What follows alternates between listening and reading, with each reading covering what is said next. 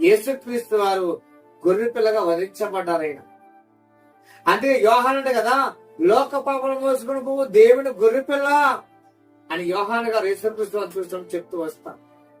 మన కోసము ఎవరు ప్రాణం పెట్టారు అంటే ప్రభువైన యేసుక్రీస్తు వారు మాత్రమే ప్రాణం పెట్టారు. కాబట్టి మనము దేవుని విశ్వాసం ఉంచి దేవుని ఒక మాట కొలుబడి జీవించాలిగా మనం ఉండాలట.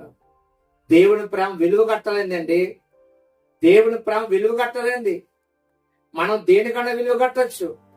ఏదైనా వస్తువు కొన్నామంటే ఆ వస్తువు కూడా విలువ కట్టి మనం కొనుక్కోగలము. అలాగే పిల్లరా, ఏదైనా తినే పదార్థం ఉందంటే ఆ తినే పదార్థానికి మనం విలువ కట్టి మనం కొనుక్కున్న వరకు మనం ఉండొచ్చు.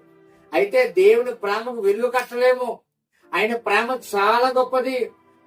ఆయన ప్రేమలో కల్మషం లేదు, స్వార్థం లేదు, అసూయ లేదు. ఆయన ప్రేమ అంత శ్రేష్టమైనది. మన కోసం